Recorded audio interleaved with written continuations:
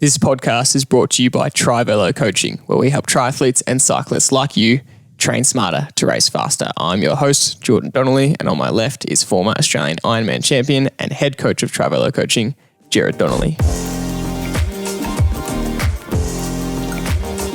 Welcome to a very special episode of the podcast. I am very excited for this episode. Dad, it's a very special episode because it is our 100th episode of the podcast. Welcome for the 100th time. Wow, that went quick. I'm pretty excited as well. I'm not so excited about our topic, to be honest, but it's been a great journey, and I really hope everybody out there has got some value out of what we've been trying to get across to the listeners, and it's been really enjoyable talking. So for this episode, we're doing something that I'm personally really excited about, and you've said that you're not, and that's we're going to tell the story of Gerard Donnelly. And the listeners need to know, Dad, that you hate talking about yourself. I've had to push you a bit on the podcast to talk about yourself through a lot of the episodes, and that's quite simply because, it's not about you. You're trying to help other people, but you will tell a story on this show, or you'll tell a story to our athletes when you know it's going to benefit them, when you know it's going to help them, because you've experienced something, and by hearing the story, it might be a lesson that help them improve. And so that's the aim of today. And so today you've agreed to go through your story and your career, and it is an epic story with some truly amazing lessons in it. And whenever I ask you about it, I still learn new things because there's just so much to uncover. And at the start of every podcast, I say, here is your host, Australian Ironman Champion, Gerard Donnelly. And now we're finally going to hear the details of that story in depth of how you achieved that amazing feat and more. So we've interviewed some fantastic guests so far on the podcast, some very high caliber athletes and high caliber people in the industry. And now it's my chance to interview you. So how does it feel being on the other side and being the guest on the show? Yeah, I'm interested to see how this goes, to be honest. When you were mentioning about my journey, it kind of brought goosebumps to me just thinking about some of the things along the journey already. So I don't know how I'm going to go with this, but really, as you said, the reason why you want to tell a story is because I made so many mistakes along that journey, and I want to shortcut that for everybody. I want to let them understand what I did wrong and what I did right, and don't do the things I did wrong. And I did plenty of them, but I was experimenting all the time. So I suppose it's going to be valuable for people to hear that, it's just not always success. You have so many poor results that you learn from that I think that's the important part about. That's what I'm going to focus on today. One of the major principles, which we'll get into, is execution. And there is a big reason why execution is one of your most founding principles in coaching. And that's because on the biggest stage, you learned a hard lesson about execution, and that'll come towards the end of the story. But let's get into it, and let's take it right back to 1981, 82, and you started doing what you call Mickey Mouse triathlons. A really good mate of mine, and we were both playing footy together, said, have you seen this thing on telly, the Hawaii thing? And I know many people have talked about this in their stories, and yeah, I had seen it. It was like a freak show on telly, and they turned it into a freak show. Look at these idiots doing, a whole day's worth of activity, and whoever crawled across the line, was the winner. So that got the interest of a lot of people. And there was an event that happened in Melbourne called the Nautilus Triathlon back in 1981. It started in Frankston and finished at the City Square. And my mate said, come on, let's do it. And I didn't even have a bike. So I had done no training. I hadn't swum, ran or ridden competitively for years. Yeah. I just played, team sport. And really loved it. Really loved being a part of team sport. So I agreed to line up for this race, and that was kind of the start of the journey. And I just thought it was a fantastic experience. The whole day was action packed, from me borrowing a bike from one of the kids at school, coming out of the water, getting on the wrong bike, riding 10K down the road, thinking this bike seems too big, even though I'm not sure, but anyway, clearly it was the wrong bike. Rode back to the start, changed bikes. Thank God the guy whose bike I was on wasn't out of the swim yet. Oh, God. Got the bike there's a blue one, It was the same as what I was riding. And I think it was a Gitane, and jumped on that and had a much more enjoyable experience on the way to Elwood. And there was no marshals at any traffic lights, so you just had to stop at the traffic lights. And so it was clearly early days. Yep. And then ran from Elwood to the city on some journey that was through the back streets, and I don't know, people just made their way to the city somehow. And there were some really good guys winning who seemed to be right across this sport, and I was not one of those good guys. You weren't a hack athlete. It was your first time doing a triathlon. I was a hack triathlete. There's no doubt about that.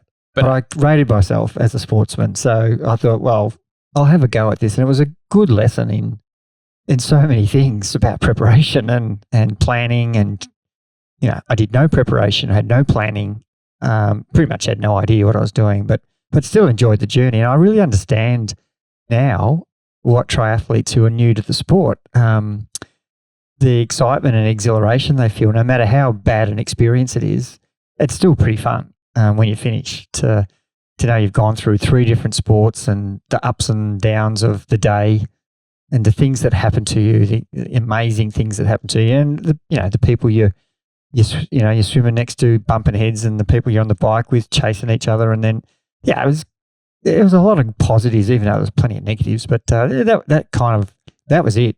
I just thought, I'm going to see what I can do in this. And you were one of those triathletes that got addicted straight away. Yeah, with a poor performance. Yeah.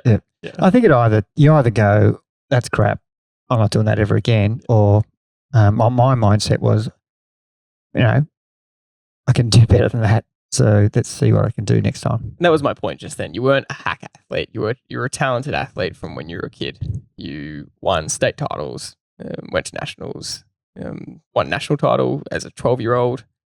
So you had that fitness in you. You were always a good runner. But as you said, once you got older, you switched more to team sports and enjoyed the team sports a lot more. Yeah, definitely. And I'd grown up being really into cross country and athletics, track, and my dad was a really great coach, and we had a fantastic running group as 8, 9, 10, 11, 12, 13, 14-year-olds down in Warragul. Before my dad was coach, we had Jeff Watt, who was a local optometrist who happens to be the father of Kathy Watt, the Olympic gold medalist from Barcelona 1992 in the road race. So he knew a thing about coaching, and he had some good pedigree, obviously, with his daughter being an Olympic champion, the first Australian to ever win a road race at the Olympics, which is, incredible.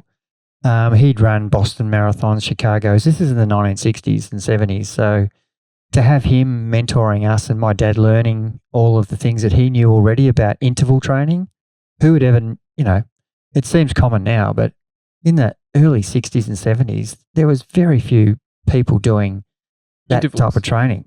Fartlek was a bit of a word, and, Bannister was breaking the 4-minute mile, and Ron Clark and those guys, Herb Elliott, in the 60s were kind of dominating athletics in Australia and the world.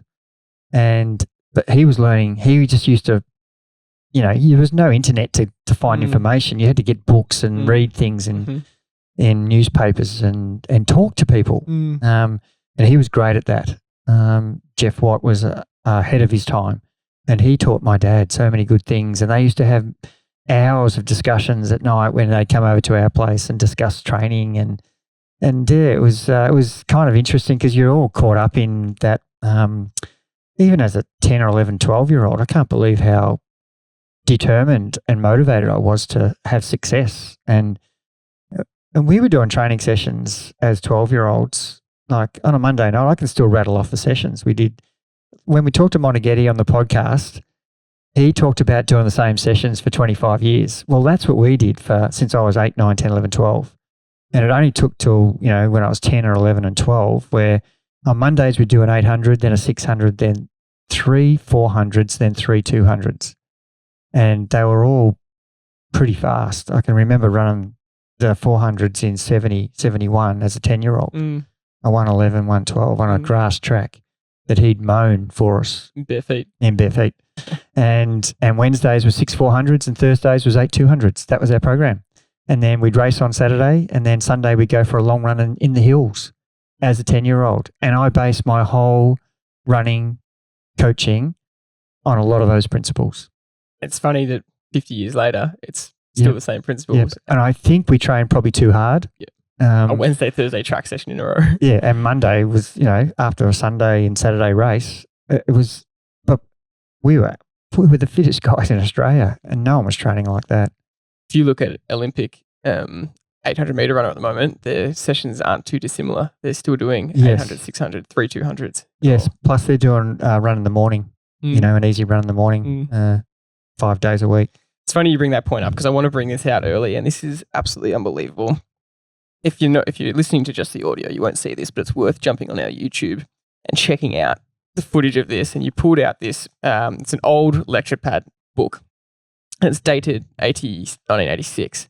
And it is every single session of every single week of your pro career. And we'll get into your pro career soon, but we can flick through this book, and we were flicking through it earlier, and there is still 8x400s, and so this is in the 60s, you're doing the intervals with the 400 sessions. And I'm 28 here. And 20 years later, you're doing the same sessions. And then 15 years later, we were doing the same sessions as kids. Yep. And now in 2021, Olympic athletes are still doing these types of sessions. It's remarkable because in that era, like you said, there was in the 50s, Roger Bannister and John Landy broke the 4-minute mile for the first time. And they were the first ones that were experimenting with what did they need to do to run 4 laps under 60 seconds. And they were doing all sorts of tests. They were doing all sorts of sessions where they would try and run under 60 as many times as they could with a break. And they would shorten that break. It was really experimental time. And then the Nike story, worldwide at the same time you're doing this as a 10-year-old, Nike is starting to develop in the 60s and 70s worldwide. And Nike was previously Tiger. You even got yourself a pair of Tigers. Well, actually, Asics was Tiger. Okay. Yep. So Tiger used to be Asics, and now it's Asics. Yeah. Okay. Yep. I thought I might have that story wrong. Yep. But regardless, that experimentation worldwide was all happening where Nike was being developed, and their sort of athletes were doing the same sort of experimenting, and their famous coach Bowerman, which is now there's the Nike Bowerman headquarters in America. Prefontaine and Bowerman coached Prefontaine, and they were experimenting with all these types of sessions. And then in Australia there was the coach Percy Cerity, and New Zealand had Arthur Lydiard, who's our guest last week was taking a lot of his training sessions from the 70s. Yes, right, from Ryan Bolton, yes. And so this is all happening worldwide where similar style sessions are coming, and you're hearing say it's exactly what you're saying. It's just remarkable to me that, and then we look at this book, and so you can see on camera, I'm just going to show the camera here, this book, but it's got, Monday, Tuesday, Wednesday, Thursday, Friday, week 8. What did you do in the morning? The exact type of session, you got 4x400 here with, you got your swim sessions, your bike sessions. It's absolutely incredible. We'll get into this book a little bit later, but it's just such a funny point, isn't it? That you were doing these sessions, and so then when you come back to the 80s and you start doing triathlon, you know how to train like an athlete. And so when you decide that you like triathlons, the next 3, 4, 5 years, you start training a bit more and start taking it more seriously. Yeah, and grabbing all the experience that I had as a young kid, and just remembering the discussions that Jeff Watt and Dad had about what we should be doing now and how to prepare for the season, and having your goals and what times do you think you can do, and the idea of having data and why did I create a journal? Like, it's all handwritten. There's no computers for those who are listening. There was just no telephones, no computers up until 1990 something, 90. I don't know, can't remember, 94 or something.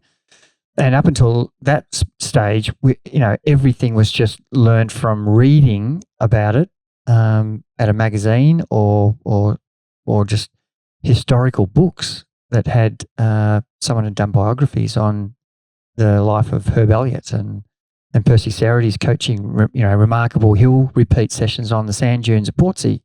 That's legendary stuff. And Herb Elliott won the 1960 1500 metres by 8 metres. And retired, just ahead of his time, just had been coached brilliantly, had a massive engine, was a talented runner, Olympic champion. And they're examples of just getting information, and we still do it now. Stuff that is relevant, you use. Stuff that's not relevant, you discard and learn more. And that's kind of a message that I want listeners to hear is, I'm still learning about what works, and I'm still experimenting with myself and reading and hearing other people's ideas and trying to implement them into programs on myself and knowing, that this is a better version of version 45. Now I'm at version 70.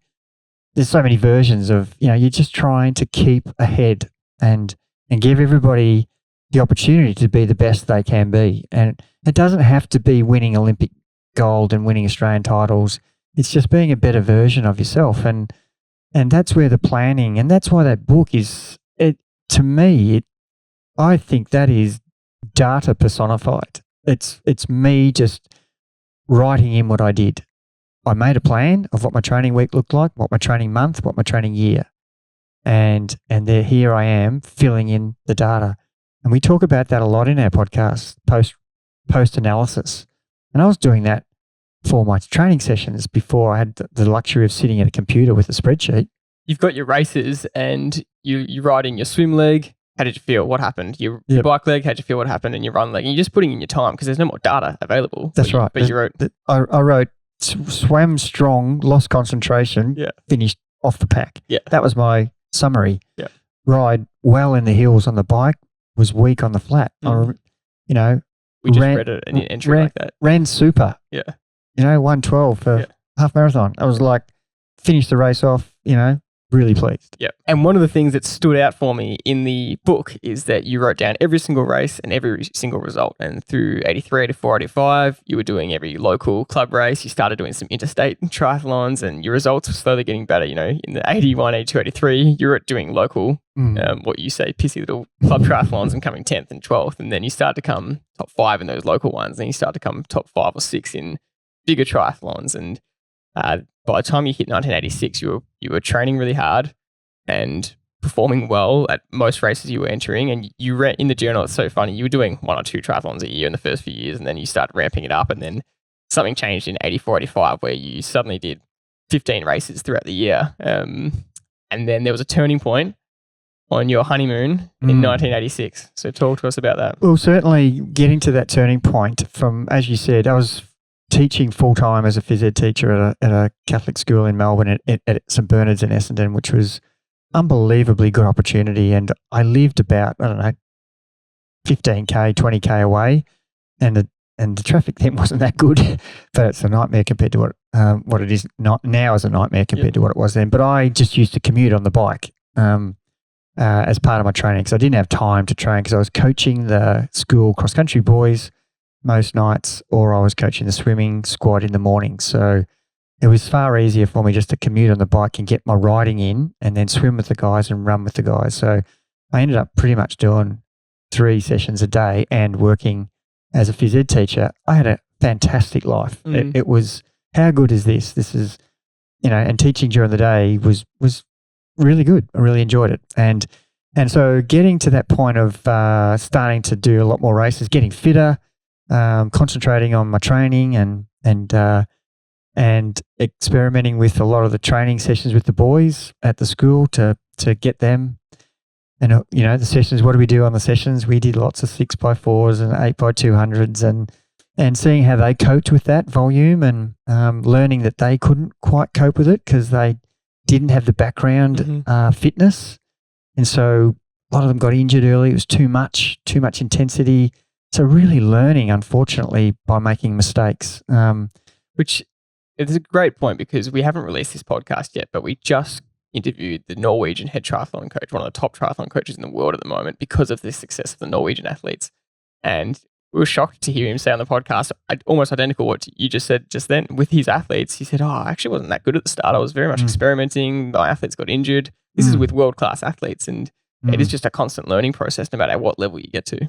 Yeah, and so by the time I'd done that for 3 or 4 years, I was really into it, like in a big way. And it got to a point where the teaching bit was getting in the way a bit, I couldn't fit in enough training. And I was trying to build relationships with bikes and bike races and bike shops and So it was pretty full on. Trying to get some sponsorship. Yeah, trying to get some assistance. And I could see if I wanted to be serious at this, I had to have the right equipment. I had no equipment. I just had a clunker of a bike. And but I found some really good people who helped. And Peter Lamont from Action Cycles, what a helpful guy, just, what do you need? I'll help you. And he came up with this ridiculous bike that was a normal back wheel and a small front wheel. And I think Francesco Moser rode it in a time trial to hold the world record in the hour in the velodrome. And he rode a similar bike, and Peter Lamont made this bike for me. And I rode it in the Hawaii Loves You triathlon in Kauai. And you couldn't turn because the wheel hit your foot. It was just a weird bike, but it was state of the art. And that's how involved he was. So you got people around you. Surround yourself with people who are on the journey with you, and that was good. And so by the time I eventually got married, I was determined that I had a few goals in mind, but I needed to be on board with your mum to say, this is what I want to do. As soon as we got married, I said, on my honeymoon, I had lots of time to think because we were, away from school, away from training, not doing anything but relaxing and enjoying ourselves, and lots of time to think. And it was there I just thought, you know what? I just want to have a crack at this. I want to have a crack at seeing how far I can go. And I said to her, I don't know how we can do this, but can I do this full time? And we talked about it for the whole time we were away, and she said absolutely. And she was a phys ed teacher, ironically, as well. We went through school together, and we both went to the same uni together. And so she had a really good job, and through that she was able to work full time. We didn't have any children. It was 1986, and I put my resignation in after a couple of good results, and that next year I turned full time. So you first you basically made the decision on the honeymoon, but you didn't fully commit yet. But talk to me about, because you knew you had talent, and that thing inside you saying, I want to give this a crack full time and see what I can do. And you've spoken to me about having 4 goals in your life and how this all kind of came together in that year. It's so true. And growing up, one of my biggest ambitions was to be a professional sportsman. And I just didn't care what sport. I wanted to be a professional soccer player. I played state level. I wanted to be a footballer. I played another good level. But in the team sports, I just felt let down a lot of the time by my teammates. Even though I loved the team environment, I wanted to be in a sport where I was responsible and only me.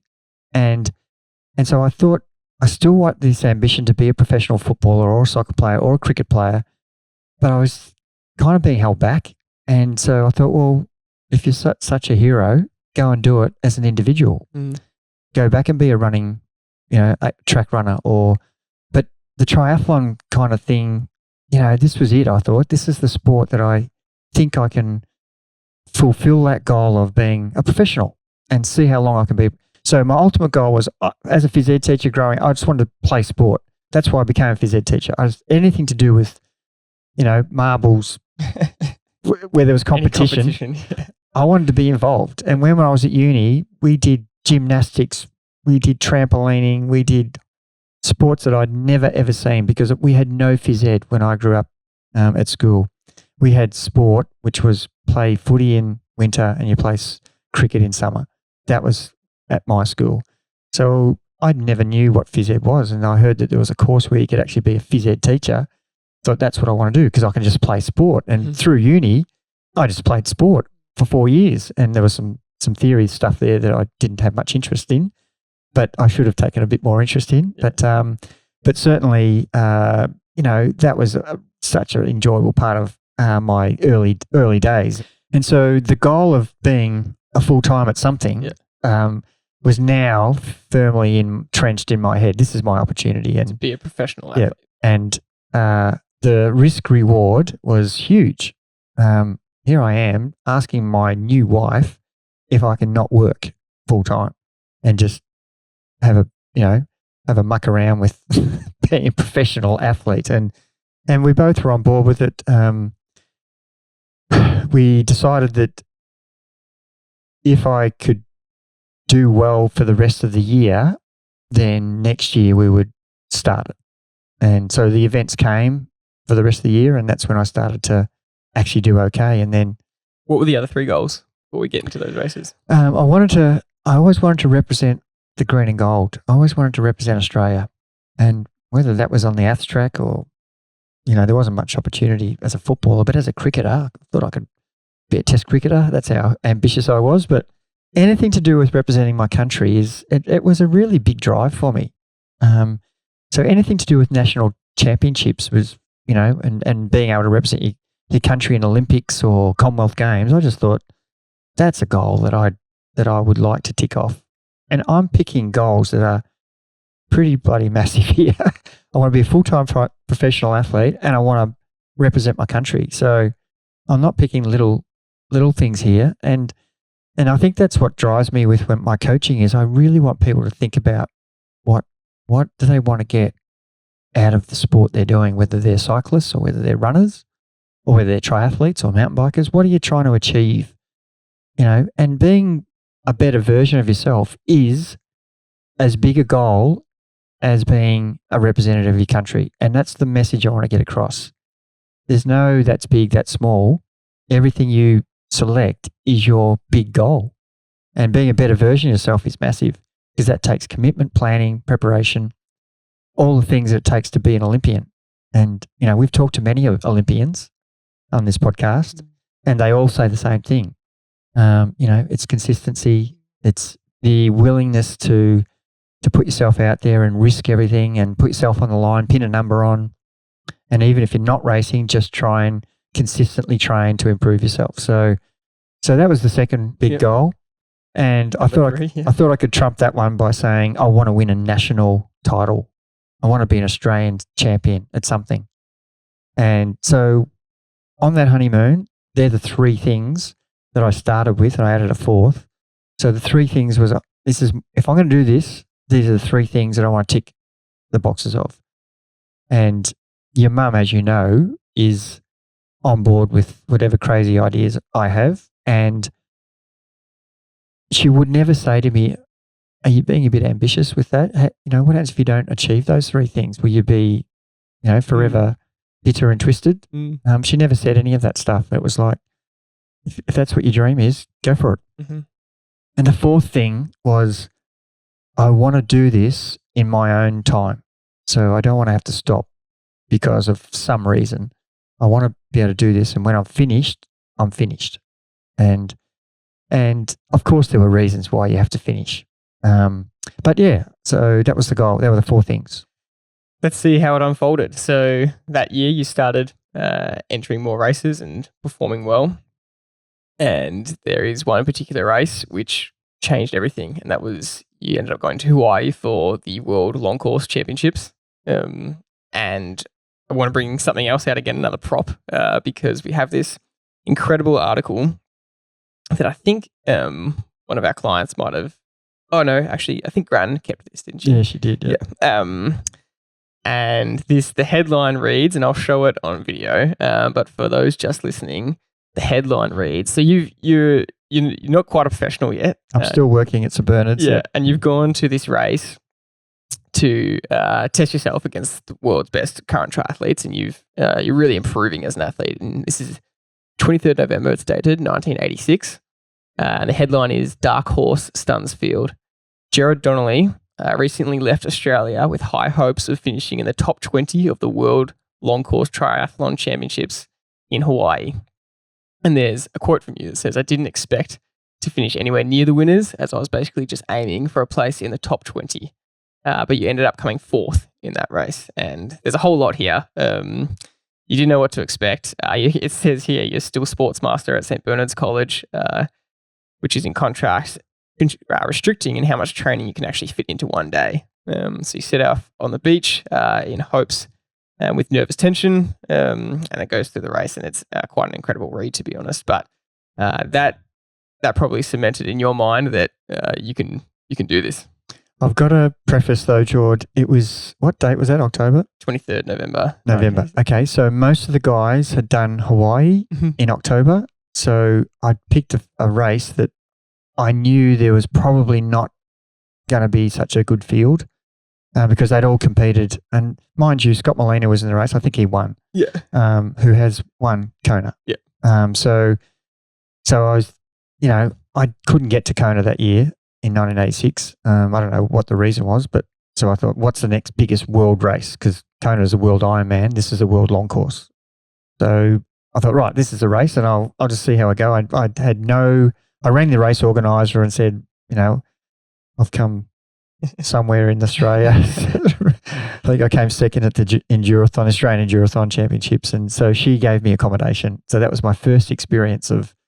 I had to fly over there, and she gave me accommodation. I stayed with some other people where I met some really good people, shared accommodation, and raced, and was ecstatic with the result. I just never knew that the level I got to was it was a real game changer for me. And come home from that, and it was exciting to say that this is a chance for me ticking off some of these goals that I'd set myself, and that was a real turning point, that race. And I look back on that, and that gave me an unbelievable confidence that if I kept training and learning about how to get myself better, that I could do whatever I wanted in this sport.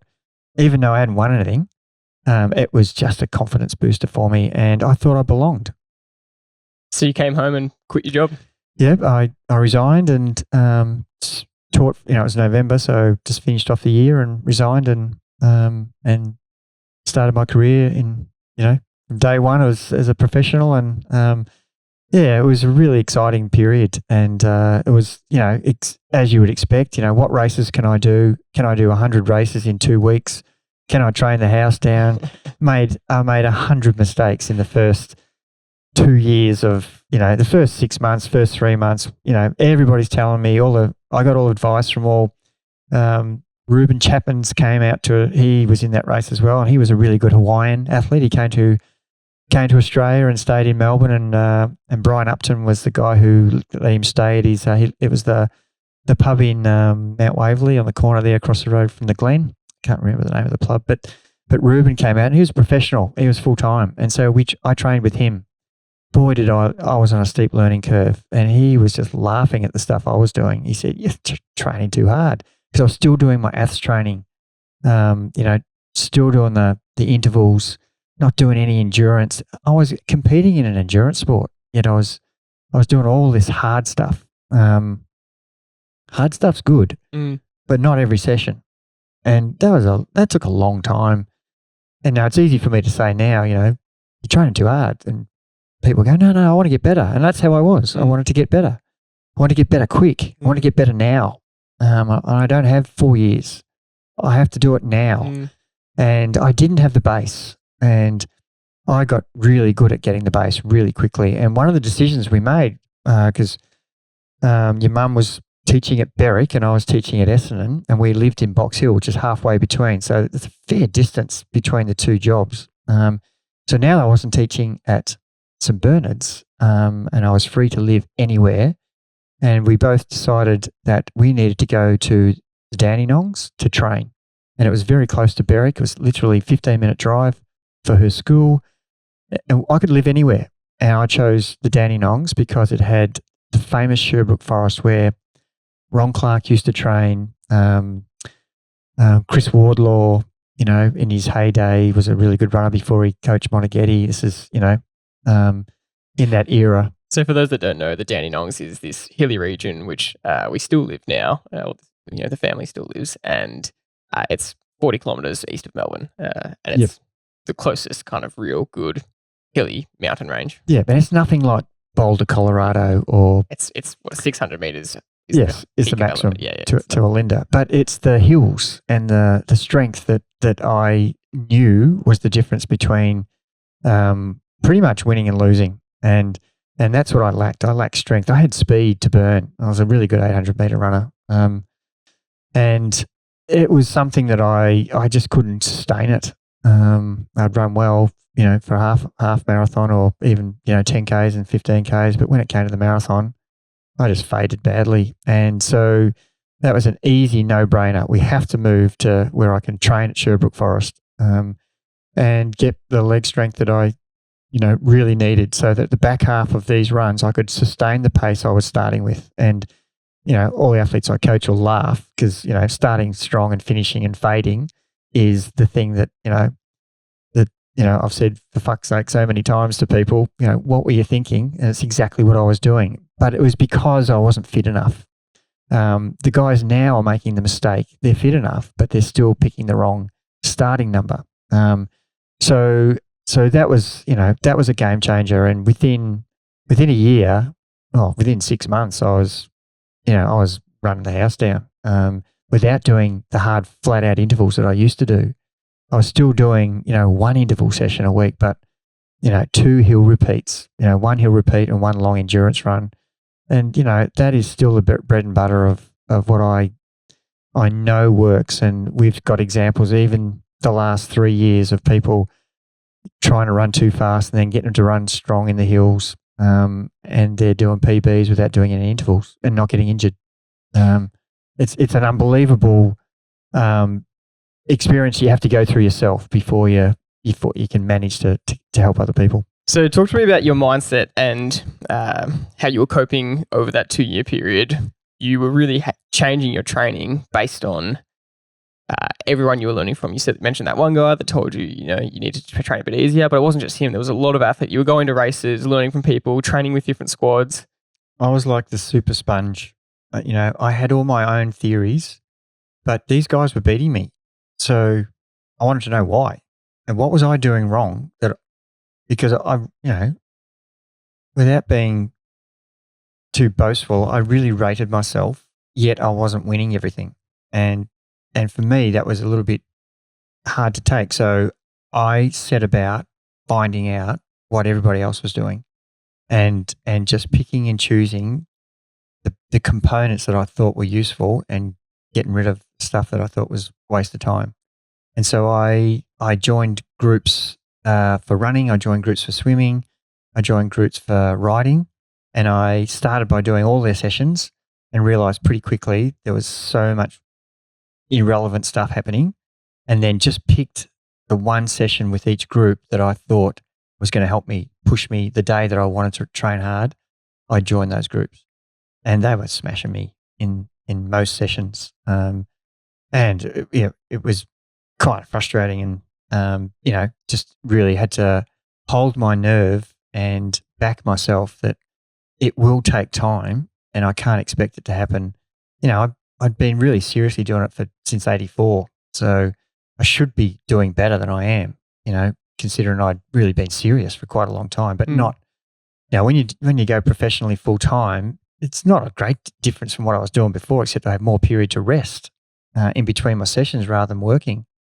So I had more time on my hands and I could do a lot more of the 1%ers with stretching and strength and conditioning and sleep, having naps during the day, eating really well. So all those things started to slowly help me perform in training better but really getting information from other people, understanding, asking questions and learning, and being leaving my ego at home and just pretending I know nothing and I'm going to learn as much as I can. And I think that was the turning point for me was, stop acting like you know everything, and learn from people who are better than you. So 1987, you go through that year and you had some good results. Where were you sitting comparative to the Australian field in all these races? Unheard of. Yep. Just most people, were winning. Same people were winning a lot of the time. First, second and third, fourth, didn't change much, fifth. And the depth started to grow in Australian triathlon because it became very popular. And I was sort of getting shunted further down. Couldn't work out what races suited me really. And that was a bit of a, because I didn't have the endurance at the start. And then that year of being in Belgrave, it took the whole year before I started to really develop my running skills. And as I said, I rated myself as a runner, yet I wasn't really running well in triathlon, which proves that, it's a 3-sport event. It's not just running. So I really riding around the hills of the Dandenongs on the bike, and remember the gearing and the steel bikes we had then. Like my gearing was 53. I think we had a 5 cog back, but it might have been a 13 straight block, 13, 14, 15, 16, 17 or something. Trying to ride around the Dandenongs with a 53, 17 on some of the hills. I was zigzagging. I couldn't even get up some of the hills, and boy, did I become strong in the legs and become a really good bike rider over a period of time. But it wasn't my strength. I did swimming squad as a junior, so I was a competent swimmer, but I was not an elite swimmer. And I'd been in a bike club since the early 80s, so I knew how to bike race, but I didn't know how to time trial. I had very good tactical understanding of bike racing, but I had no idea how to ride threshold. And so I wasn't strong enough either. I could do 1 and 2 minute efforts and with the best of them then recover. And because I was, as you know, from a runner, slightest recovery on a bike and you're good to go again. But holding that sustained threshold was something I was very weak at. And so that's what I honed a lot of my training around, was doing, you've seen that diary. It's got, 4 by 15 minute efforts threshold, just holding what I felt was going to be my race feeling, because I had no power meter or data or anything. So it was just doing repeats of feel riding, and trying to measure my efforts, really practicing how to measure your efforts in training so that when it came race day, not overcooking it, which I did many times. But boy, it was a real learning curve. And by understanding how to train better, the improvements started to happen, slowly, but not quick enough for my mindset. But certainly my mindset was, how am I going to get better? Because I'm absolutely behind the 8 ball here. There's guys who are way better than me. That same year, Japan Ironman, you got to Japan, which is to race against some of the world's best. And you had a great result there, which again was probably proof of how far you were coming, and you came 7th, which was... Yeah, and look, I still wasn't competing that well in Australia. It showed you the talent and depth we had in Australia. And I was surrounding myself with really good people. And Peter Farmer, who actually, his wife, Judy Farmer, she had a clothing company called Fancy Pants, and that's the kit I wore. We became really good friends. He was, I think, about 10 years older than I was. A really quality triathlete and a thinker, attention to detail, was really serious about it, and he was my mentor. And again, surrounding myself with people who are just fantastic. And I suppose his advice, and I trained with him all the time, from early days, the long endurance sessions slowed me down, not trying to do, 3 hours hard and then that's enough. Gerard, you need to do 5 hours. You need to do 6 hours. Slow down. Get the strength in you. And stuff like that was invaluable. And without those people around me, I think it would have taken a lot longer to get to where I wanted to be, I suppose. That same year, you went to Kona. You were lucky enough to get to race Kona. Yep. And I was about to say, with Peter Farmer, we had a team called Team Australia, and Peter Stevens, who was the chief editor of the Age at that time, he managed to get Carlton United Breweries to sponsor this Team Australia. And through this group, we got to race at Japan, and we had the best athletes in Australia go in this team. And it was brilliant to go on a team to Japan, and Scott Tinley was there. Some of the legendary world-class athletes were there, and to come in the top 10, it was another example of, I'm doing well internationally. I'm doing as well as I am Australia as I am internationally. So that was a great experience. And then going from there to Kona. What was that like first time? Yeah, and I was quite sensible, because I had the long-term plan of, I'm going to do this race and learn. And Peter Farmer drummed that into me. He'd already done Kona before, and he said, it's like nothing you'll ever experience again. You can do Ironmans anywhere you like, but this is completely different. And I'd heard and seen on Wild World of Sports them running through the lava fields and the intense heat, and so you were so nervous going there. And we trained all through winter in Melbourne to go to Kona in October. What a ridiculous preparation! We trained really well, but we were freezing most of the time. By the time we got to Kona, we got there, a week early, thinking that was good. And my goal was just to experience it the first year and then come back again to race it. So I was really pleased with. I got through it. I got through it. I shared some great experiences, and again, the Team Australia had a Foster's Team Australia, and that was some really exciting times. Met some great people, Greg Brown and the like. So and ended up training with those guys a little bit more closely from that point on, and from that point, so Japan and Kona were two really good experiences that again gave me confidence that I was on the right track. And coming back, it was entering the Australian summer. So we had trained the house down in winter. So that summer was a real example of good preparation. And then coming into, December, January, February, March, April, the form that we were in was outstanding.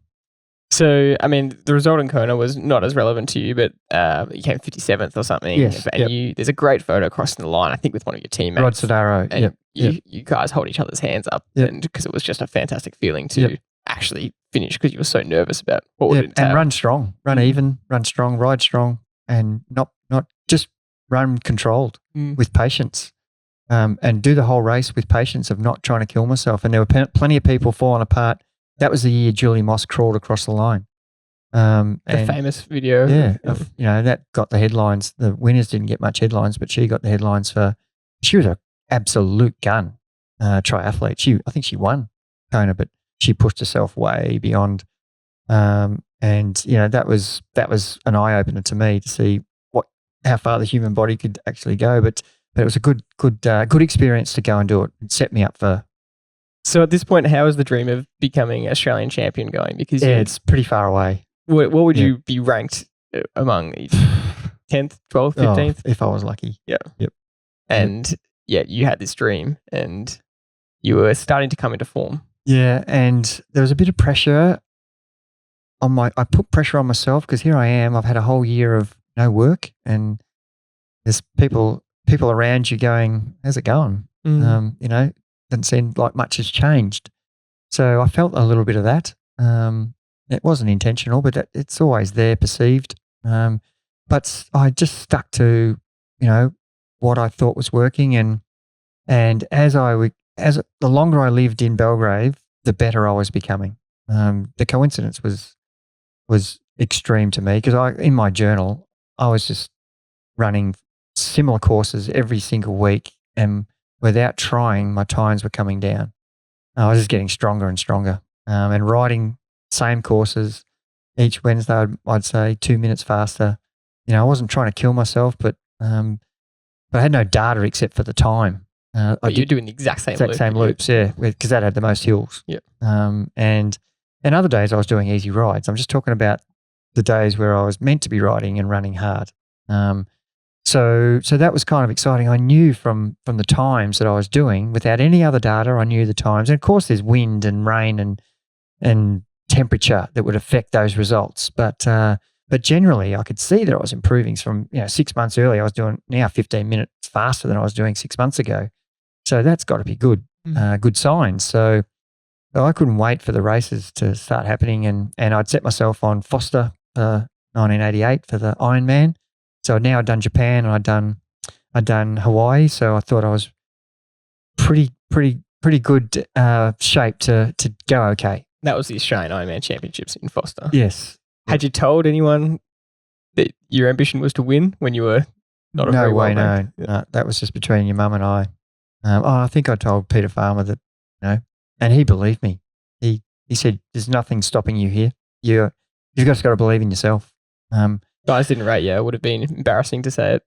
Yeah, no, I just wasn't even mentioned, which is great. Underdog, that's a great way to come into it.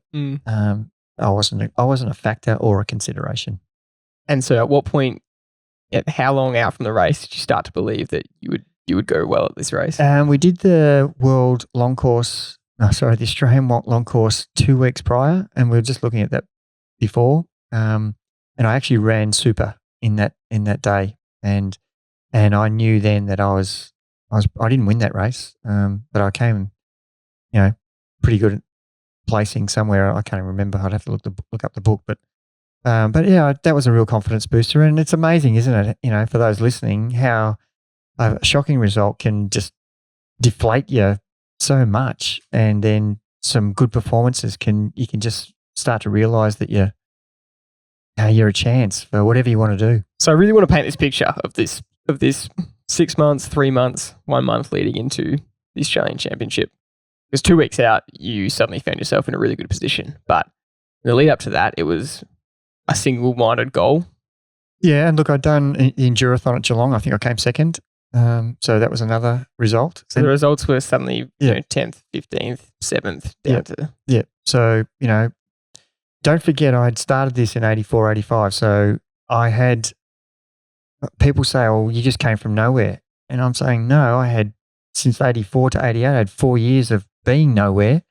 And where have you come from? Well, I've done all of this planning to this week.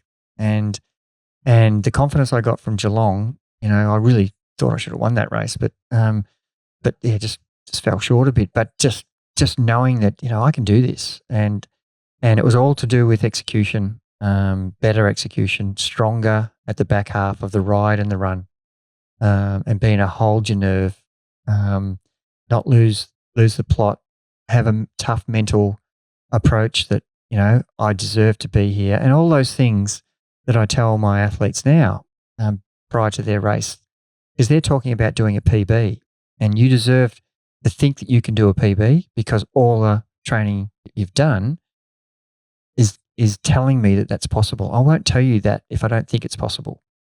And being patient in the race and being conservative almost, it's a big day. It's 9 hours. And for some it's 11, 12 hours. So you've got to actually think about the big picture all the time and just concentrate on being in the moment. And in those days, it was listening to how your body's feeling, how you're coping. And, the nutrition advice I had from Dr. Louise Burke, who's just one of the best nutritionalists now. Pioneering nutrition. Pioneering. And we did some testing at Footscray Institute on, it was an epic testing. I think I've told you this story. We did 2 weeks on an indoor trainer. Well, it wasn't a smart trainer. It was just one of those ones where you just had the roller underneath your back wheel. And it was 120 kilometers each Saturday, 2 Saturdays apart. 1 week you were on the nutrition, the other week you weren't. You're on a placebo, just a glucose sweet drink. And it was a competition. It was teams of, it was 10 people. I think it was five teams of 2. It was 10 of the best triathletes went and helped Louise with her nutrition experiment. So it was a study on nutrition and endurance. And it's when you're in a room with, Greg Stewart, Greg Brown, all the top Rod triathletes. Sodaro, Greg Stewart had come second in Hawaii. Just incredible athlete. Tim Bentley. I could rattle the names off, and you were in that room. You don't want to be, and they were taking muscle biopsies in the middle of it, blood tests. She was ahead of her time, and giving you the drink, but you didn't know which drink you were on.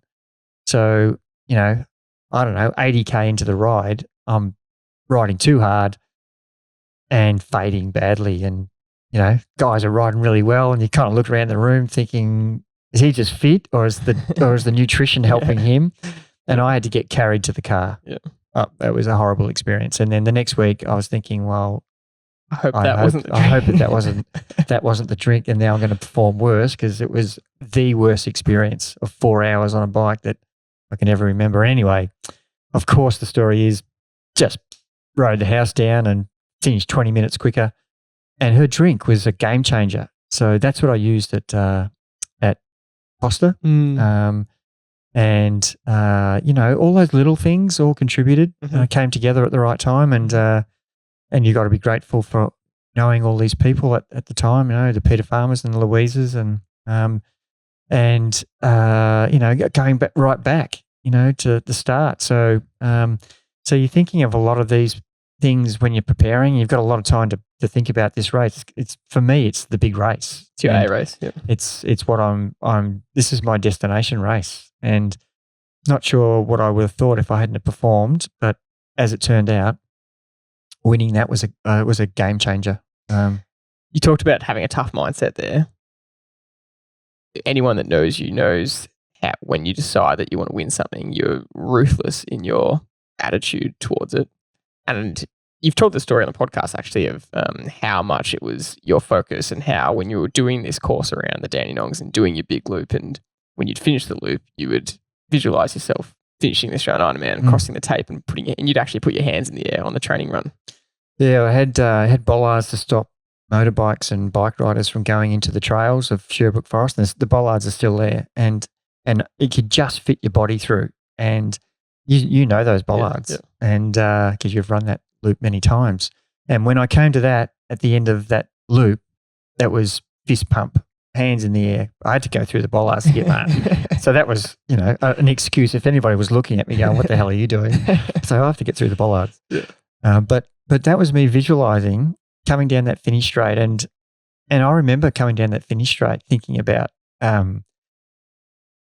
that training session that I did repeatedly, where I absolutely deserved, in my mind, to be coming down the finish straight at Foster Tuncurry that day, knowing that all the work I'd done, and I had a lead where I could come across the finish line, and How did the race pan out from the start? Look, I was in good swimming form, so I wasn't that far back behind a really good swimmer called Rick Pallister, who was a gun swimmer, and he was off on the bike miles ahead of everybody. And I don't remember many other people around me at transition, but I was head down to try and catch him, and I caught him. I don't know how far into the race, but I think it wasn't more than 30 or 40K into the race, and from that point on, I was in front.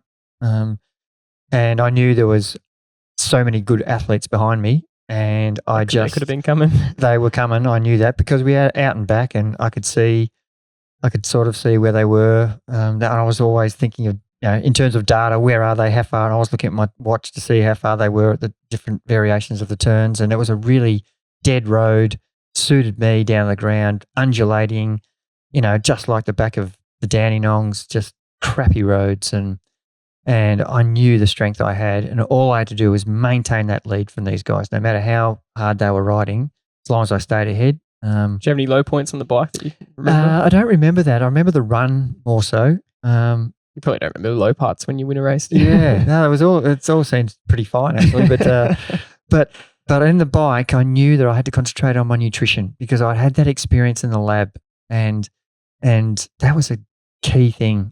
I definitely felt I had an advantage. If I could keep myself from going hunger flat, I could maintain whatever pace that I was giving myself. And that's hard to do when you've only got 2 drink bottles, and we didn't have. I don't think we had stations where you could stop and get special needs bags. So I did whatever I carried. I had, and it was good enough to get me through. So I remember coming off the bike and just really trying to find out from anybody how far behind they were, which is a really bad way to think. You need to be thinking about what you're doing next.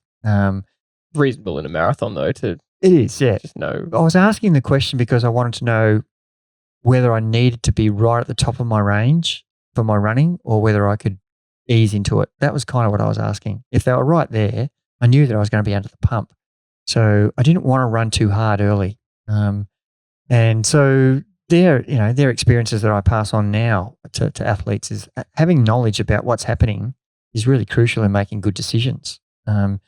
So I knew the guy I'd trained with, Rod Sodaro, I trained with him a lot. He was a better runner than I was. And he was second? It turns out he was second off the bike. And I thought, well, this is going to be interesting. I think I only had 2 or 3 minute lead. And anybody would think, well, that's a fair way. But, we're both competent runners, but he's a better runner in training. But I wasn't sure how hard he'd ridden. He was a very average swimmer, so he must get second off the bike. He's come through the whole field. So I thought he must have ridden the house down. So he got to be tired. So maybe he's not going to run as well. But we'd done lots of long, hard rides and runs off the bike where he dropped me. Remember distinctly being dropped by him many times. And so I thought, geez, I'm under pressure here and this is going to really test me. So just hold my nerve, run the pace that I know I can sustain, and try not to, because we passed each other, and I tried to look like I was relaxed, and he was like pumped, super aggressive, and yeah, Gerard, you're going well, really encouraging. And I was thinking, geez, he's on fire. And I was thinking, I don't feel that good. I don't feel like he looks. Yeah. But I put on a brave face as we went past, and he high-fived me, and I was just trying to check how far up behind he was, and just really concentrating on him too much, and then snapped out of that and started concentrating on, stop thinking about him, run your race. And then, they had kilometre marking, so I was able to time, from my limited watch that I had, that I was still running the same pace, and, then starting to think about all the training sessions that I'd ever done, including 400 runs around Sherbrooke, that was going to be the difference right now. And now is the time to really think positively about how well prepared I am, and he's going to have to run the house down to catch me, because I'm strong. I'm super strong. And out the back of that course was a couple of hills, and I thought, on the flats I was running well, but as soon as I got to the hill, I just felt like I was home. And did you pass him again? Yep, yeah, we did. Yep. And he, I think the next time, he said, "You got this.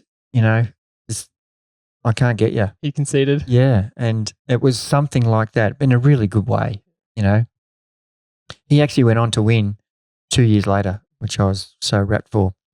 But his time was going to come. But it was at that point I thought, he's conceded. That's interesting, because I'm still possible blow up. But it was only about 5K to the finish, I think. I can't remember the details, but do you remember at the point where you'd won it? Not until I thought 1 or 2K to go, and I still didn't know where he was. He could have told me that he's conceded, and that was his tactic. I don't know. You just don't know what people are thinking, and he could have improved. So there was no information to tell you what was going on. And how was it to come down that straight? Oh, I have to, it gets me emotional even now. So you just think about all of the things you've ever done since you were a little boy almost. So I do get emotional on these things, but it was one of those days where, you just couldn't be more proud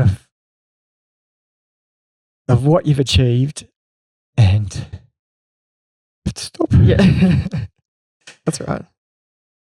And I suppose, thinking about my dad, and you shouldn't get emotional like this about something that's 40 years ago, but that's how much it meant to me. And I think finishing and seeing Andy at the finish line, and Liam had been born, and he was in the pusher, and that first dream of winning an Australian title. So that was kind of so special. But it was just not about me. It was everybody involved who had guided me, and every time I saw another person, like Peter Farmer was there. It was, this sounds terrible. I don't even know whether this should be on. I disagree, and that's why I pushed you on it, even though I know it would bring out this reaction, because but just hugging your mum and hugging Liam and hearing the announcer saying, you're the Australian Ironman champion, and it's something that it's meant everything to me, and it's not the end of, or the best thing that's ever happened to me, but it's one of those things that I suppose because you work so hard at it, and you've gone on a journey yourself with a whole group of people who are in your corner. And I think I just was so rapt for everybody involved that they were a part of that that journey, and even, Peter Lamont from the bike shop, and, the guys I've mentioned all the way through, from Jeff Watt and Dad, of course. But it was one of those things I'll just never forget, and it makes it worthwhile. And whether you win or lose, the satisfaction, the next year I lined up again as favourite, of course, and you brought back to earth very quickly. I got second and I was distraught. And the feeling was so different. And Tony Sattler, who'd come 7th in Hawaii, he was no slouch. And to be beaten by him was, So the emotion of that year, and then knowing that I'd arrived and ticked off one of my goals was fantastic. And I was super confident from that point on about any race that I went into. And of course, going from there to, I think, the Australian Biathlon, which is a duathlon, was on next. And that was a ridiculous event. 10K run, 80K ride, and 10K run for a duathlon, which now they do 5:25. And to win the Australian duathlon title literally straight after that, It's the same triathletes competing. Yeah, exactly the same. And all of a sudden, people were asking me what training I was doing, whereas I was asking everybody else for the previous 2 years. And that was a real interesting feeling I had. I was quite shocked at how people rated me from not rating me, just by winning one race. It was one big race. Yeah. And I gained a lot of confidence from the methods that I had instilled in myself. And I had been coaching people for free for years, and learnt so much about coaching others, and coaching myself was quite difficult. So there's so many positives that came out of that for the next sort of 2 years. But that was, 2 goals ticked off. I was a professional triathlete and I won a national title. And people have been asking you how to train ever since for the next 30 years. Yeah, and that actually gave me confidence too, because when you do something well, you believe in yourself, don't you? You just go, well, it worked for me. Why wouldn't it work for other people? And that's the fun part for me is knowing all of the mistakes I made in my training, in my preparation, on race day. You just learn so much from stuffing things up that you become, when it comes together, that's what gets you emotional. It's because there's so many things contributing to it that you've done so wrong, and all of a sudden you've done it all right on the one day. And I suppose I don't want to be boasting, but I pride myself in performing when it counts. And I was just so wrapped that on the day that I actually, it's a big mental thing. I'm putting so much pressure on myself to perform here because this is one of my big goals. No one rates me. And I performed when it counted, and backed myself and hung tough when I was under pressure. And so I learned a lot about success, and learn a lot about failure. But that day really, it gave me confidence as a person to believe in myself. And if I can instill that in others that I'm coaching, if you do the work, do the preparation, and you're ready and prepared, as long as you execute, you'll actually get the result you want. It might not happen every time, but there will be a day where it all comes together. Might take 5 years. But yeah, well, that's about the length of time it took. Technically, it took your whole life, like you're saying, every moment. Yep. And I know why you don't like talking about it, and I know that it to get emotional about a performance, like a sport performance, can seem trivial. Oh, and that's what that's why I don't like talking about it, because it is so insignificant in the scheme of the world, and I end up emotional, and it's just like, well, why? Why are you emotional about that? And I just totally disagree with that notion that it's insignificant, because I just think, we've spoken about this before on the podcast, but I just think sport is this special thing where you don't have to worry about a lot of the problems in the world, because there are a lot of problems in the world that take up our time and attention and our energy.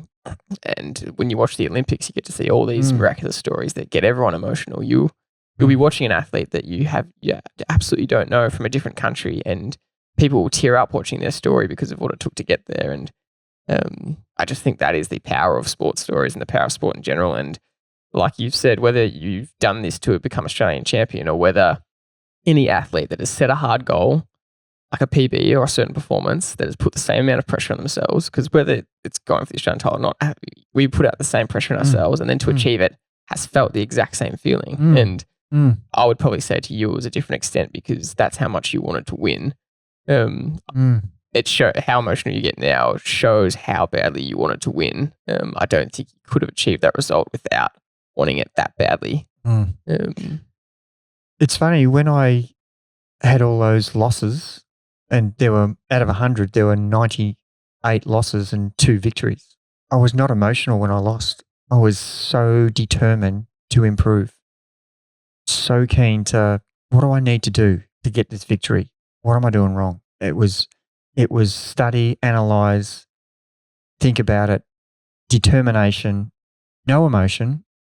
And yet when I started winning, my emotion was not happy. It was always tears, every time I did something, and it just became emotional. So my demeanor between winning and losing was quite contrasting. Yeah. And I never cried when I lost. Yeah. That was the last thing I thought about. I cried when I won. Yeah. So I will say, knowing you in my lifetime, you've always been a terrific loser on the outside, but I know how much it eats you on the inside. Oh, absolutely. Yeah. I still remember, and I don't want to tell this story because I'll end up starting crying again. But Kathy Watt's mum, Kathleen Watt, and Jeff Watt died tragically. He died from hypothermia on a training run at Mount Erica, 1967. I can still remember about that period. Somewhere around there, 68, 69, something like that. And he was an absolute gun runner and a really competent orienteer. For those who don't know what that is, that's running with a compass, and you have to get checkpoints in the bush. So he is an experienced endurance athlete. And he went for a training run in September up at Mount Erica, and the weather is quite fluctuating. So it's not a big mountain. But there was a race on that weekend. He was doing his preparation. That's the sort of person he was. Go and check the course. Anyway, it snowed when he was up there. He had a shirt and a T-shirt on, shorts and a T-shirt on, and he didn't come home. And they sent the search party out. It was snowing up there. He couldn't understand where he was, what had happened to him. He knows everything about running and orienteering. Anyway, they found him in the snow, 10 meters off the track. Tracks were all gone because the snow had covered the tracks up, and he just got hypothermia and died.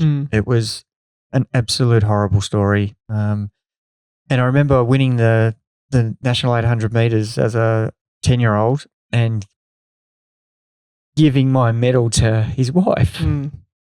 And that meant more to me about who he was and what he'd done for me. And I told you this would happen, but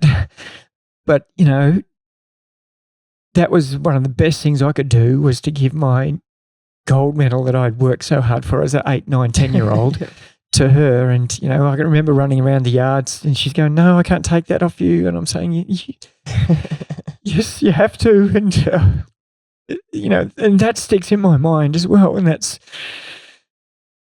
is what it means to me as an athlete. And that's how passionate I am about, seeing you succeed, seeing my children succeed, seeing my athletes succeed.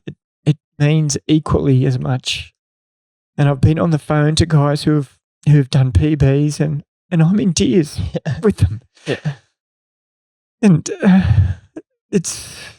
I'm very bad with holding my emotions, but even, some stuff that you guys have done graduating, you couldn't be prouder. It's just the trait that I have. I just start crying. But I wanted to tell that story because it doesn't just happen by yourself. You have to have You have to have help in everything you do. You have to surround yourself with the right people who are in your corner. And there's so many genuine people out there who are not in it for themselves. They're not trying to get something out of, that they just genuinely care about others. And they're the people you need to put yourself around. And everybody's got their close circle of friends, and you want to surround yourself with like-minded people and not waste any seconds with people who drag you back and hold you down. And they're the things that I think I learnt right from an early age from my dad. Was he just was a sponge, and he just could not tolerate people who were negative, and he just wanted to associate with people who are successful. And it doesn't matter whether it was work or relationships or sport, and that's kind of how I've tried to be, and that journey still goes now. I'm passionate about who we have in our group, and I'm very selective now about who we let in, because I just want like-minded people. I don't want to waste time with people who are not motivated like I am, who aren't determined and who aren't passionate, and they maybe just want to say they've got a coach. I don't want to coach those people. I want to coach people who are thinking like me. And I'll put a caveat on that for anyone listening that that's a very high bar to hit. So they're not going to. I don't think anyone's going to be as motivated as you. They don't have to be. No, that. You know what I mean? Yeah, I know what you mean. Yeah.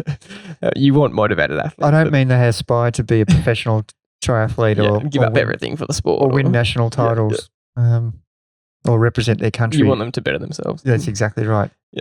And I mean, coming full circle, the story started with Papa, who your dad, my Papa, who's not alive anymore, took those sessions in the 60s, and he was at every race he could be at for you. And I think as soon as you crossed the line and Mum was there and Papa's there, I think that's what makes it so special when you combine the whole story of how you actually got there. And you've said your gratitudes for Mum multiple times on this podcast, and still 30 years later, you still say how she's still supportive. And I think every single athlete listening knows that you can't do it without your support crew. Or Yeah, and look, that's what I struggle with this podcast is it's all about me, which I'm not comfortable with. I know that, And I agreed to do it because I hoped that I could get some messages across about it's not all about you. It's about the journey you're on with the people you've chosen to be with. And that's, you make good decisions with the people you surround yourself with, and you make some shockers, and you get into trouble with the wrong people. And I was like that as a young guy, had some dodgy mates, and quickly learned from, getting into trouble, that's they're not the people, and it's not who I am or what I want to be. And so I'm happy to talk about things that if I can give advice to some of the young people, and we coach, Coach Zach, who's 19, you're 29. There's so many things that, you're going through the period that I did, and I made so many mistakes. And you and I have talked about this. You've got to want to do it yourself. You've got to have your own inner drive. It can't be someone else wanting you to do things. And I'm talking to the general athlete now. You can achieve whatever you want as long as you put the time in, and it's what you want. If you're doing it because the reasons aren't correct, you will not be successful. You always say that to an athlete that that asks to sign up, and you'll ask them a few kind of questions to see where they're at, and you ask them, well, why do you want to achieve this goal? And if the reason's not a good enough reason, you will call them out on it. That's not a very. It's either not a healthy reason to do it, or that's not a true reason to do it. Yeah. And I've been sucked in a little bit from people over the journey that talk the talk, and I've misjudged people that I thought this won't last, and they've been incredible. I've heard lots of people who are really confident who don't last.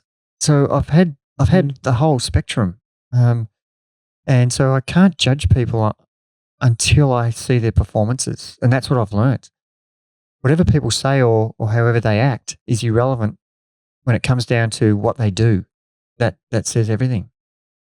I do want to finish off your career, and we're going to do 2 parts to this episode because we do want to tell the whole story, but we want to finish your career as a professional triathlete because it has some unbelievable lessons, especially from a coaching perspective. And so after becoming Australian champion, you had a really good year. You won the Australian Duathlon.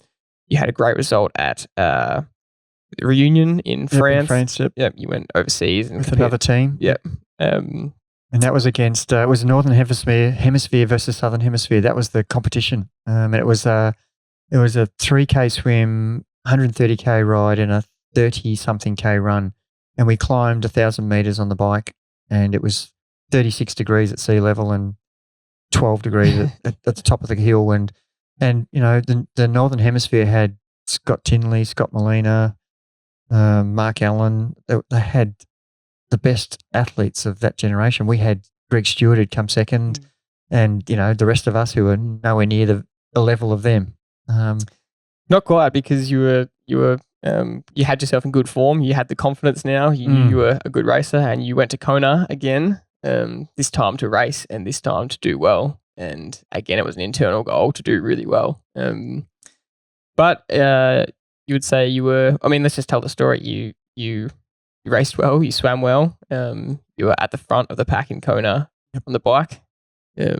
Things were going according to plan. Yeah, definitely. I had a goal of that was not one of my 4 goals, but I just wanted to be successful at that race. I didn't set a goal on that. I just thought I'll just see what I can do here. For some reason, I don't know whether I thought that it wasn't as special as the other goals that I'd set. You know, win an Australian title and representing your country. It was just a race. But it was a big race. It was the world title Ironman. Anyway, won't dwell on that too much, but I certainly, because it was a no wetsuit swim, that helped me a little bit. And I wasn't that far behind. I think I swam 52. I think I wrote in that book 52. So I was quite happy, and I got out really high up in the field and didn't have to ride too hard. And we've talked about Rod Sodaro, who was the guy chasing me at Foster at the Australian title, and he'd never caught me on any event until the run. So I'd been run down by him in many races. You're a better bike rider. He never caught me on the bike. And he was an incredibly good bike rider as well. But he was swimming. I had such a lead on him in the swim. We were riding similar, so he wasn't ever going to, you know, catch me on the bike. And 3/4 of the way around Kona, he comes past me, and it shocked me. It threw me. And he yelled out, as he does with his confidence, "Come on, Gerard, let's go." And I did. I picked up my pace. I followed him. I think we were 4th or 5th when we got off the bike, 6th, something like that, somewhere around there. This is at Kona. Yeah, this is the elite. The elite. Yeah. Yep.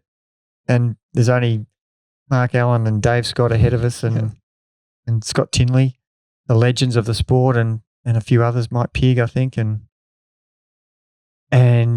I got off the bike, and Rod sat down, and he's going, "Now, you know, you just got to finish it off." And I'm saying, "Well, what are you doing?" He said, "Oh, I'm not running. I've got an Achilles injury and I'm not running." And I had changed my race plan. And I have told this story before. And this is on the biggest stage. And I thought, "You're an idiot. What have you just done?" To myself. Rod wasn't the idiot. I was the idiot. And I'd raced his race, not knowing that he wasn't going to run. And so it put me in an unbelievable position. But I started running and thought, this is not good. I'm in a bit of trouble here. It's hot. I'm struggling.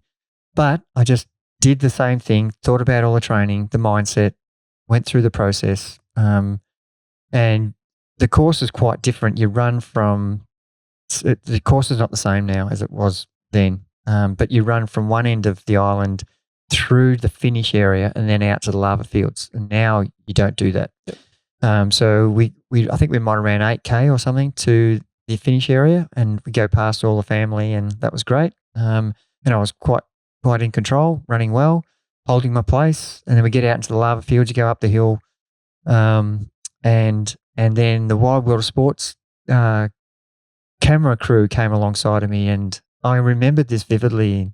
And I've been shown the video a few times from Richard Harvey sent it to me regularly. He's a Tri-Velo athlete. Yes, and he's always digging up this video.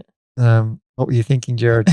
and the guy's going, I think you said you're in 7th place overall. How are you going? And I think I was in a dream. I think I was starting to suffer from dehydration. And you don't even look at the camera. You don't even move your head, actually, in the clip. And all I say is, how far behind's the next guy?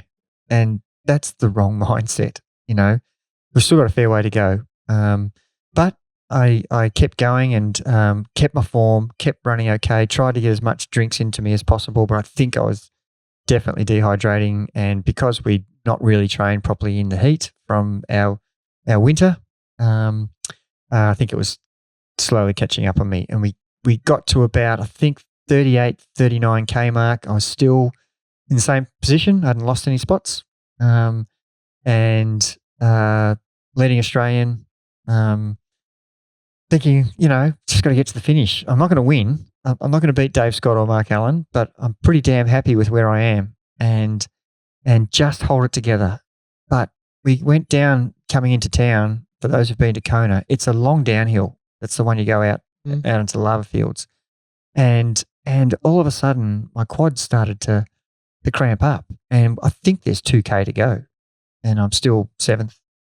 And got onto the flat. So it goes down the hill flat and you go a little bit of a loop and then you come into a Leahy Drive. And I was literally 1,500 meters from a Leahy Drive. And it was like the girl we talked about crawling across the line. My left leg just cramped up, calf, quad, hamstring, adductor, my glutes, hip. And then all of a sudden it was in my right side and I couldn't put my foot down. I couldn't straighten my leg. I was in agony I just couldn't straighten my foot. I couldn't move. I was on the side of the road. I was trying to stretch. People would give me drinks. I was just doing anything I could to progress. And at that stage, I thought, I can't finish. I'm stuck. Yeah, I can't actually move. And I could see people passing me. And a couple of Australians went past me, I think Greg Welsh, and who ended up winning Hawaii, Tim Bentley. And they were the 2 Aussies who went past me. And I wasn't counting places. I just knew that people were passing me. And it was devastating. I was just distraught, but continued on somehow, got sort of the cramps away and came across the line. Someone told me I was 23rd. And as disappointing as it was, I was proud of myself to get to the finish. And the next 2 hours in the tent, I was like screaming and yelling. I just couldn't get rid of cramp. It was in my chest. It was in my back. And, I was on a drip and, eventually it subsided. But yeah, I was I'd gone beyond where I could possibly have thought I could ever go. And looking back, I thought, geez, I had a pretty tough mindset there because I was in trouble. I was in trouble a long way before then. But I kept running and absolutely the strength of my hill training. But it was just bad execution, racing someone else's race, not getting enough nutrition, not training in the heat. I could just keep listing the mistakes I made in that race. But there was a lot of positives, and I still was happy with what I'd done. But I thought next year I'm going to nail this. This is going to be my event, and I thought I could win that race. But it wasn't to be. I never went back. So looking back, it was kind of one of those unfinished events. But that's what happens.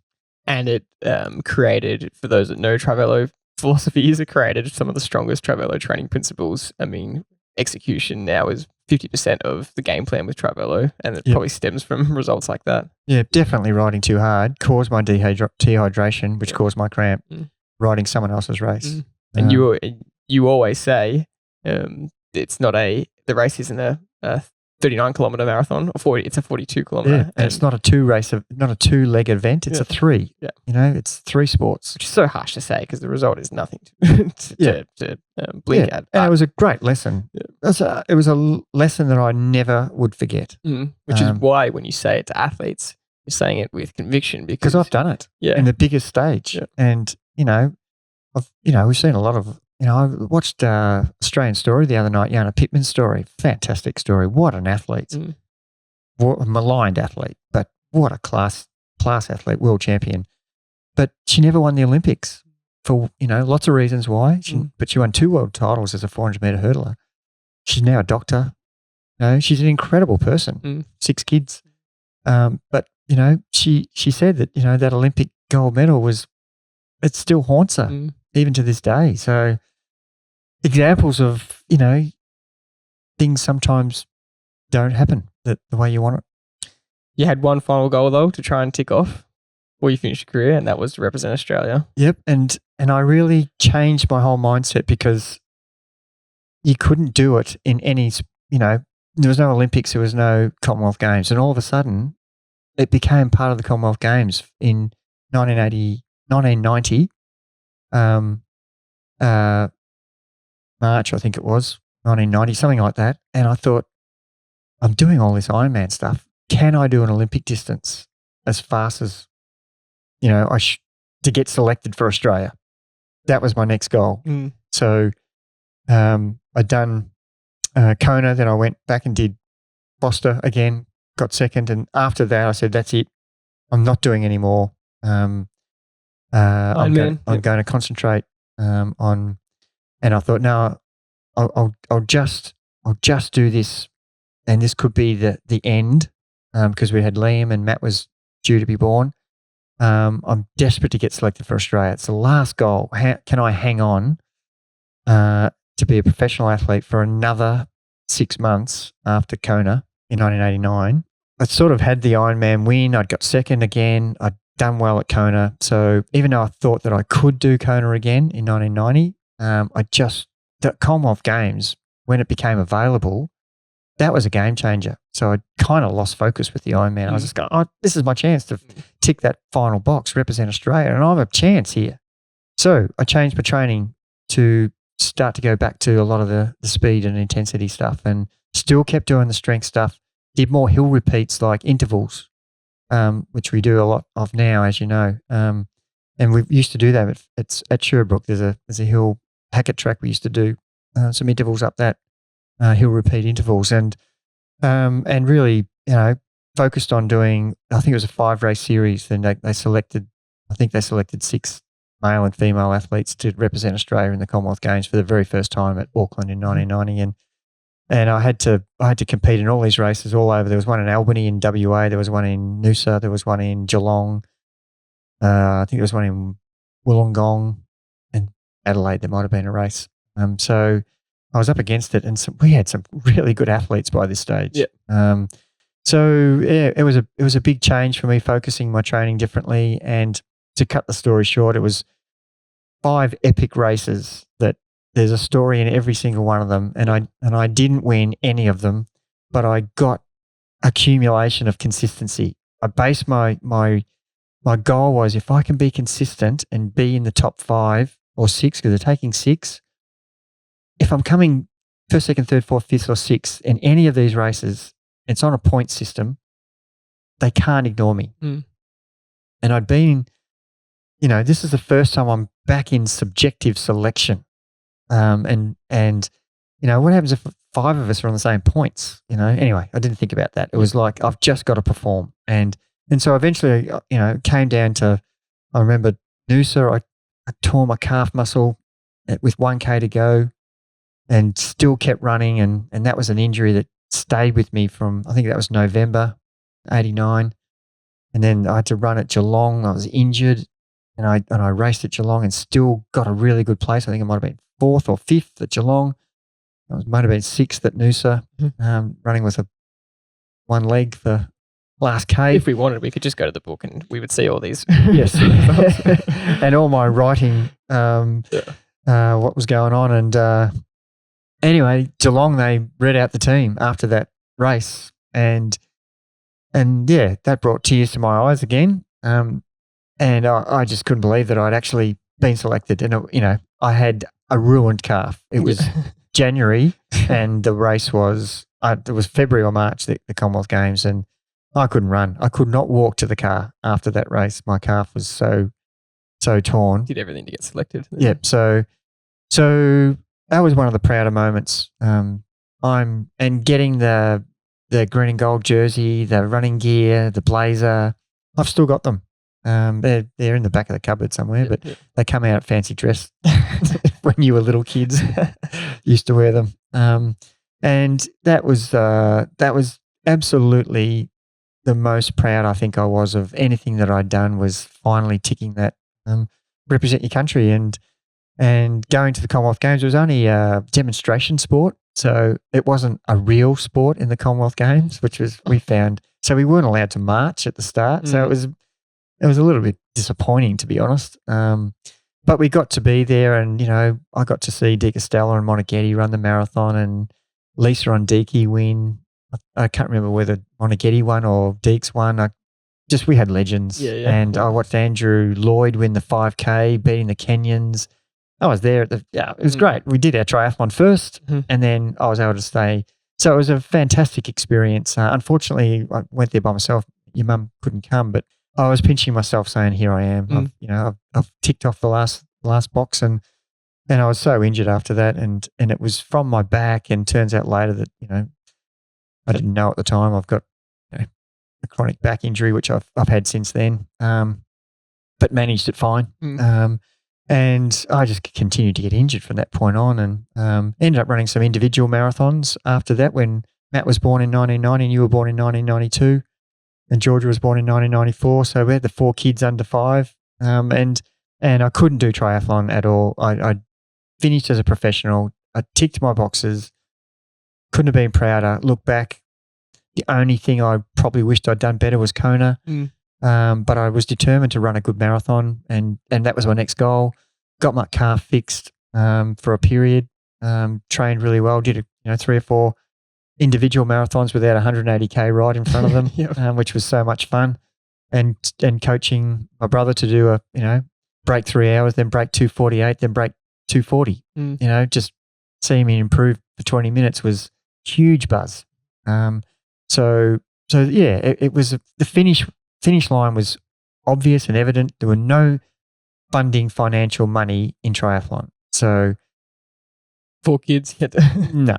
So, we had your mum and your grandparents, and my mum, your grandmother, all helping with, looking after it. It was time to get a real job, as they say. And that was pretty much after that. After Commonwealth Games, I never did a triathlon ever again. And I still haven't done a complete triathlon since, which is a bit bizarre, as I love the sport. And only last year I did an aqua bike, which was because I still can't run. That injury stayed with me for 2-3 decades, but I had such fun doing the aqua bike, and I just thought, I wish I could run.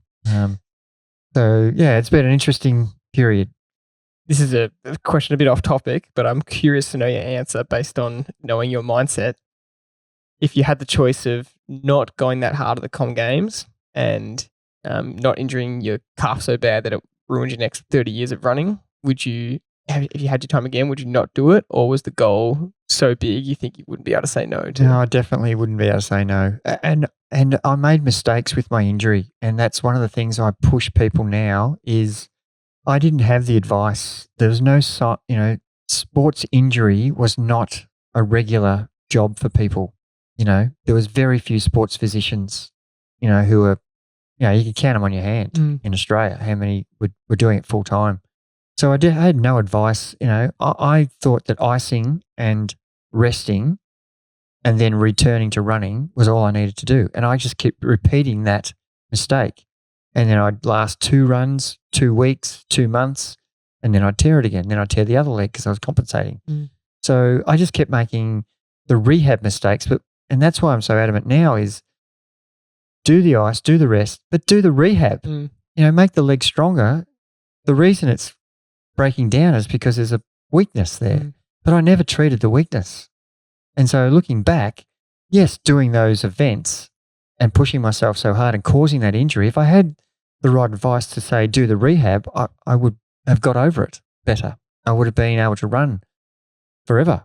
But that's why I'm saying people, don't just expect to rest and then come back and then resume. And I say that all the time in our podcast. Start slow, build it up, 30 seconds on, 90 seconds off. Again, you're one of the more conservative coaches I know, and that comes from those experiences. Yeah, those experiences that I don't want anybody to go through, and I don't want people to get to. My passion was running, and I can't do it, and it's so disappointing. And I love seeing everybody else running well, and the feeling you have, the euphoria you have when you're fast on your feet, and it's fun on the bike, but the bike's propelling you. But as a runner, you're in control of. And it feels great to run fast. Yeah. So I don't regret it, but I just think if I had better advice in concentrating more on the rehab, I wouldn't be in this position. So I think the training and competing contributed, but the rehab prevented me from getting over it. Well, this has been part 1 of the story. Thank you very much for sharing it. The journey doesn't end here, though, because you switch the determination and the mindset of an athlete to your coaching career. And the story has just as many epic twists and turns and lessons over the last 20 years as a coach. Some incredible things have happened, which we'll talk about on the next episode. But I want to finish this episode with a gratitude, because we do normally start the episodes with gratitude. And my gratitude is I'm grateful for you sharing your story and for the story itself. I think if I was ever going to get emotional, it'd be now, but for everything that it's taught me. And that is why I wanted to share it on this podcast, because I have had countless tri-velo athletes come up to me on a ride or just in person and say how inspired they are by you, and how just watching you perform, even as a masters athlete, is incredible to them, and on a Saturday bunch ride. And so, yeah, while we admit that it's, sport isn't everything and this story is not everything, I really wanted to tell it. And because of how much it's influenced me, my brothers, my sister, our family, our extended family that all is into sport as well. Our cousin Shauna that works in the business that we interviewed on the podcast 20 episodes ago.